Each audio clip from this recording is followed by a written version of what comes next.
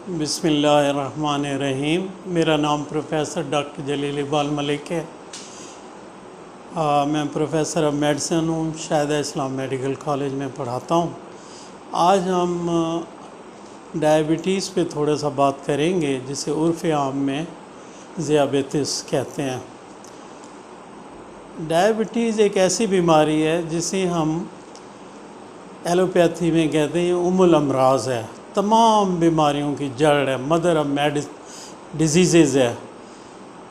Head to to ये इंसान को इन्वॉल्व करती है, मुतासर करती है, और हज़ारों साल पुरानी ये बीमारी है। मिस्री जो ममीज़ हैं उनमें भी ये पाई गई उस वक्त, और इनफैक्ट इसका नाम जो डायबिटीज़ और मिलाइटिस रखा गया, ये पुराने ज़माने के यूनानी फिजिशियन थे। उन्होंने पेशाब को चखा और वो मीठा होने लगा, और ये डायबिटीज़ भी इसी वजह से रखा कि पेशाब ज़्यादा आता था। तो इतनी पुरानी बीमारी, और इलाज 1921 में इंसुलिन की दरियाफ्त हुई और लोगों की ज़िंदगियां बदली। उससे पहले शुगर के मरीज़ हड्डियों का ढांचा हो के और बड़ी मिज़रेबल उनकी डेथ हो जाती थी। लेकिन ये 1921 में जो इंसुलिन की दरियाफ्त हुई, ये उससे फिर ये ओवरनाइट मुअज़्ज़ा हुआ शुगर के मरीज़ों के लिए। फिर बाद में 1950 के इशरे में गोली आई मेटफॉर्मिन, और करंट स्टेट ऑफ नॉलेज ये है कि इतनी थेरापीज़ आ गई हैं जहाँ शुगर का इसका इंसिडेंस बढ़ता जा रहा है पूरी दुनिया में। और प्रोजेक्टेड फिगर्स हम कहते हैं सन 2030 तक ये आलमोस्ट डबल हो जाएगा। ये सारी जो बातें हैं, इसमें एक खुशी की खबर भी है, एक गुड न्यूज़ भी है।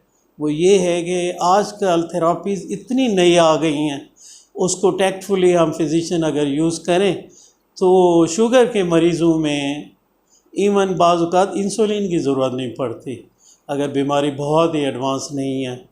तो आजकल इतनी अच्छी थेरापीज़ आ गई हैं। तो बहरहाल ये जो बीमारी है शुगर की, इसमें हम कहते हैं बेसिकली है क्या, एक मेटाबॉलिक डिसऑर्डर है। इसका मतलब क्या हुआ? मेटाबॉलिक डिसऑर्डर, ये ग्लूकोज मेटाबॉलिज्म जो है उसका बॉडी में प्रॉब्लम हो जाता है, वो डिस्टर्ब हो जाता है, उसका जो होम्योस्टेसिस है वो डिस्टर्ब हो जाता है। मगर बात यहाँ तक नहीं रुकती।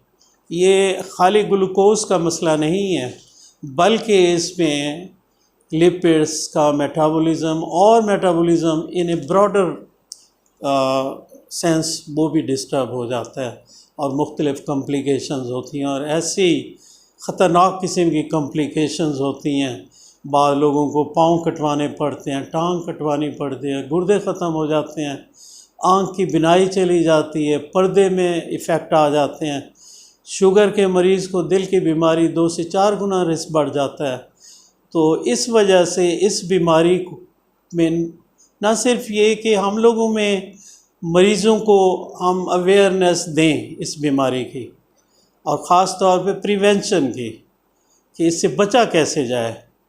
तो जो फ्रंट फुट पे हैं हमारे प्राइमरी केयर फिजिशियंस, उनको साथ लेके चलना है, उनकी अवेयरनेस भी ज़रूरी है। और हम सेकेंडरी या टर्शरी केयर फिजिशियंस जो हैं वो स्पेशलिटी केयर फिजिशियंस जो हैं कंसल्टेंट, वो प्राइमरी केयर फिजिशियंस और पेशेंट मिल के चलें, तो तब इस बीमारी को, इसकी तबाहकारियों को हम बहुत हद तक से बच सकते हैं।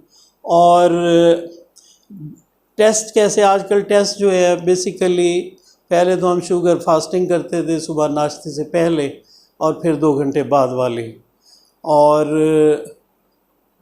अमेरिकन डायबिटिक एसोसिएशन का जो क्राइटेरिया है, जो पुराना चल रहा है, उसमें अगर 100 फास्टिंग हम चेक करवाएं, 127 मिलीग्राम % वो या उससे ज़्यादा हो तो शुगर हम लेवल करते हैं।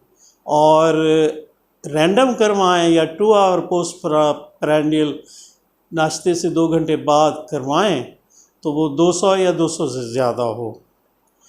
लेकिन आजकल ये हम फिजिशियंस में और पूरी दुनिया में ये रियलाइजेशन होती जा रही है कि अगली जो रिकमेंडेशंस हैं उसमें ये क्राइटेरिया और सख्त हो जाएगा और स्ट्रिंजेंट हो जाएगा, क्योंकि इससे भी कम लेवल पे कॉम्प्लिकेशन शुरू हो जाती हैं। तो हो सकता है कि 110 पे आ जाए ये क्राइटेरिया फास्टिंग जो है।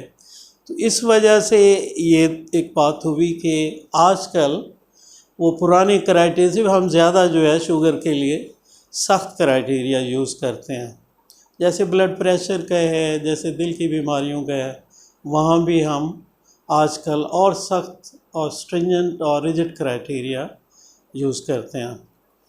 तो शुगर कई किस्म की होती है। ब्रॉडली स्पीकिंग टाइप 1 है जो बिल्कुल इंसुलिन डिपेंडेंट होता है मरीज़, इंसुलिन के बगैर ज़िंदगी मुमकिन नहीं है, और दवाइयाँ ओरल जो है वो इतनी कारगर नहीं होती।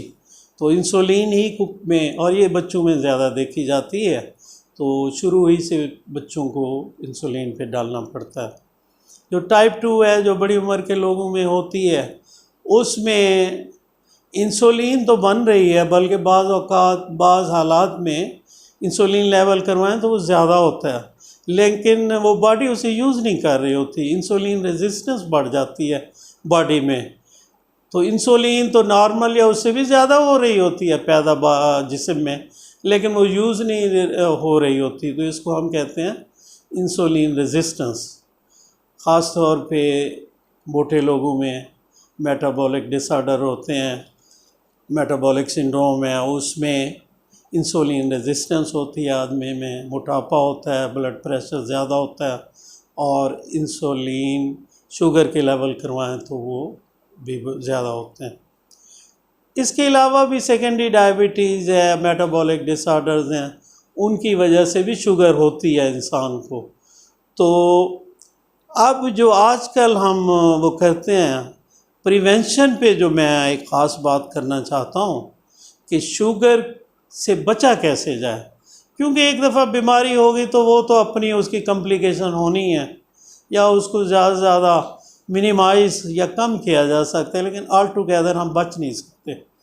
तो इन मॉडर्न डे एरा जो आजकल के फिजिशियन हैं वो कहते हैं होलिस्टिक मैनेजमेंट ऑफ डिज़ीज़ को आप जहन में रखें कि खाली उसके शुगर लेवल को कंट्रोल करना इतनी बड़ी बात नहीं है।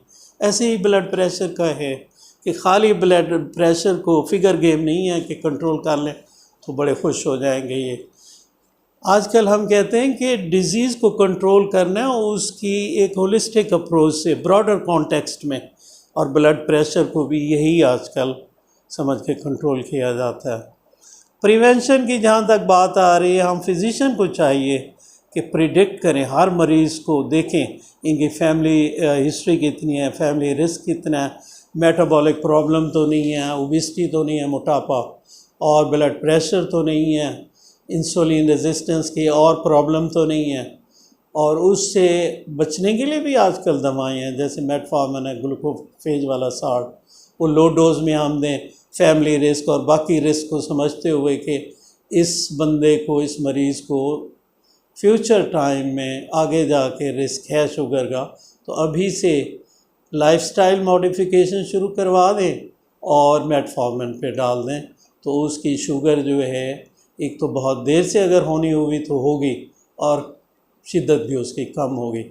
अब हम आते हैं कि लाइफस्टाइल जो मॉडिफिकेशन है मरीज़ की, वो क्या तब्दीलियाँ अपने वो रहन सहन में लाए कि उसका शुगर जो है या तो उसको हो ना, या हो तो बहुत लेट हो।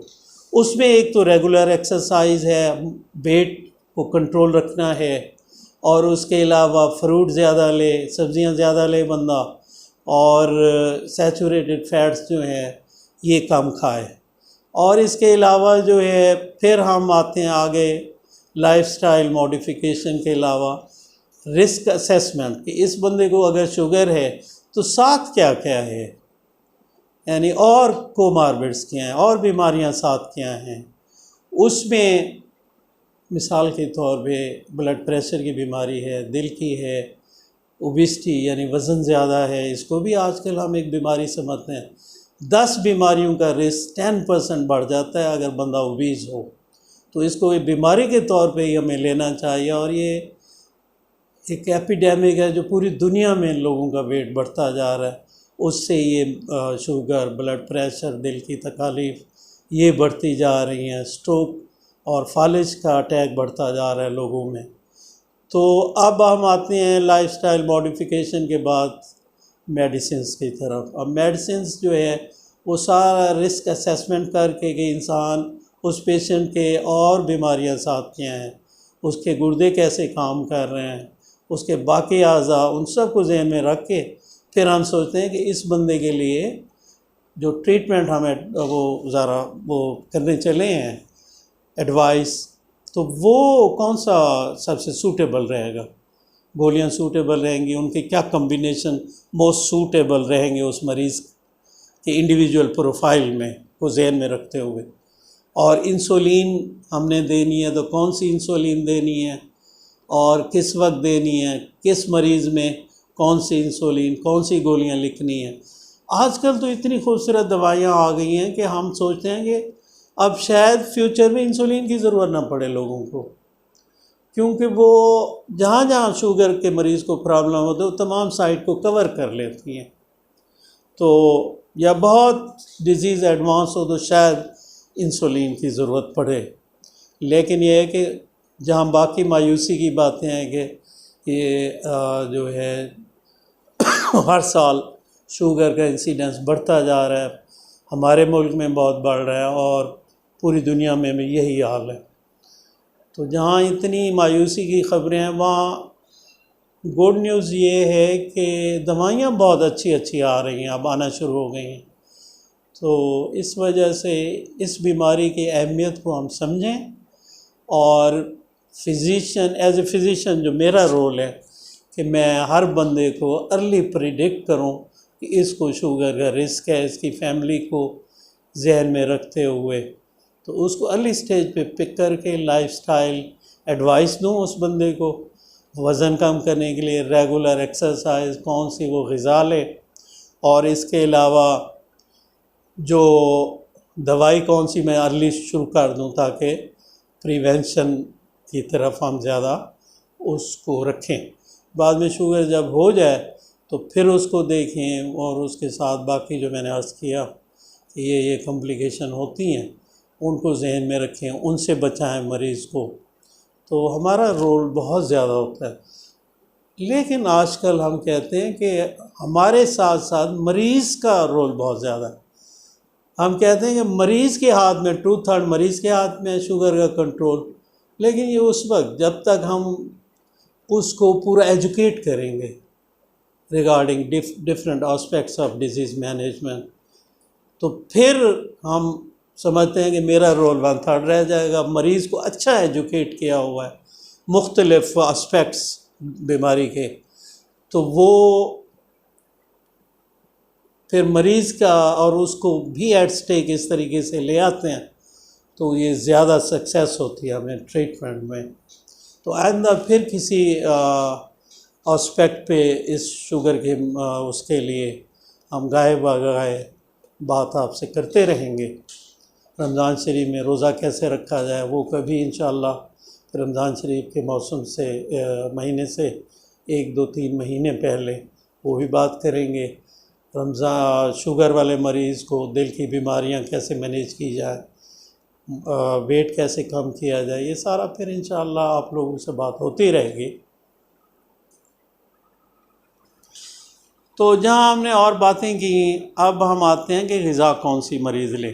जैसे मैंने पहले भी अर्ज़ किया कि हर शुगर वाले मरीज़ को ज़्यादा सब्ज़ियाँ खानी चाहिए और उसके अलावा फ्रूट्स, पूरा फ्रूट, ये जूसेस वगैरह और ये चीज़ें नहीं खाए तो फ्रूट होलसम खाए। और फ्रूट में आम वगैरह, खजूर, अंगूर मना होता है और बाकी फ्रूट मसलन खरबूजा, तरबूजा ये ले सकते हैं मॉडरेट अमाउंट में, 1-2 डलियाँ रोज़ाना। इसके अलावा जो एक सेब ले सकते हैं, एक नाशपाती ले सकते हैं, एक आड़ू ले सकते हैं रोज़ाना, खुबानी, आलू बुखारे 1-2 खा सकता है मरीज़, जामुन, फल से चंद दाने ले सकता है। और इसके अलावा एक और बात मैं ज़रा थोड़ा सा आपकी तवज्जो उस तरफ दिलवाना चाहूँगा, जो सबसे बड़ा मसला होता है वो मरीज़ का हर फॉलो अप विज़िट में हम उसको री एम्फिसाइज़ करना चाहिए कि क्या जैसे हमने दवाई लिखी थी वो ले रहा है, lifestyle modification, exercise, weight management उसने शुरू कर दी है। हर विज़िट पे उसको ये हमें रिव्यू करना चाहिए और हर विज़िट पे इनकी अहमियत को दोबारा मरीज़ के साथ डिस्कस करना चाहिए ताकि ये उसके जहन में बैठ जाए और अमल करना शुरू कर दे। और कंप्लाइंस देखनी चाहिए कि क्या ये दवाई पूरी खा रहा है या नहीं खा रहा। और बात यहाँ नहीं रुकती, बात ये देखनी चाहिए कि अगर इसने मरीज़ ने दवाई छोड़ दी है किस वजह से छोड़ दी। मैं अपने यंग डॉक्टर्स को जो मेरे साथ ट्रेनिंग कर रहे हैं उनको भी यही बार बार एम्फसाइज़ करता हूँ कि ये मरीज़ अगर दवाई छोड़ गया है तो इसकी वजह आपने जानने की कोशिश की, वजह क्या है। अब उसमें मुख्तलिफ़ वजूहात हो सकती हैं, मिस हो सकती हैं, उसके जहन में गलत किसी ने बिठा दे, छोड़ें जी ये तो डॉक्टरी दवाइयों में क्या पड़ा है। बाज़ औक़ात लोग कहते हैं जी ओ जी इन दवाइयों में ना बड़ी महंगी होती हैं, हकीम के पास चले जाएं, बड़ी सस्ती दवाइयाँ हैं। बाज़ औक़ात जो है वो ख़ुद छोड़ देता है, ये मैंने खाई थी दवाई, फिर शुगर कंट्रोल हो गई डॉक्टर साहब, फिर मैंने दवाई छोड़ दी है। तो उन्हें हमें समझाना चाहिए कि ये एक बीमारी है जो पूरी उम्र हमारे साथ चलनी है, तो आप इसकी दवाई ना छोड़िएगा, वरना फिर वही कॉम्प्लिकेशन जो बड़ी ड्रेडफुल और ख़तरनाक कॉम्प्लिकेशन होती हैं वो होंगी। या नॉन कंप्लायंस में होता है कि मनी इज़ द प्रॉब्लम, मरीज़ गरीब है, हम बहुत महंगी दवाई लिखते हैं, वो बेचारा 1-2 हफ्ते तो अफोर्ड करता है और फिर ड्यू टू नॉन अफोर्डेबिलिटी वो छोड़ देता है। ये हमें देखना चाहिए। या समटाइम्स ये भी देखने में आया है कि उसके लिए पैसे का भी प्रॉब्लम नहीं है, क्लियर भी है, अपनी बीमारी को इलाज करना भी चाहता है, तो बाज़ औक़ात उस दवाई के किसी साइड इफ़ेक्ट की वजह से वो छोड़ देता है। वो हमें देखना चाहिए क्या साइड इफ़ेक्ट है। बाज़ औक़ात वो जेन्युइन होता है, बाज़ औक़ात नॉन जेन्युइन, तो हम उसको कहते हैं नहीं भाई ये जो आप समझ रहे हैं ये इस दवाई इस गोली की वजह से नहीं है, और है तो फिर उसको हम किसी सेफ ड्रग से हम रिप्लेस कर देते हैं। तो ये बहुत इम्पॉर्टेंट है कि मरीज़ दवाई रेगुलर ले। शुक्रिया।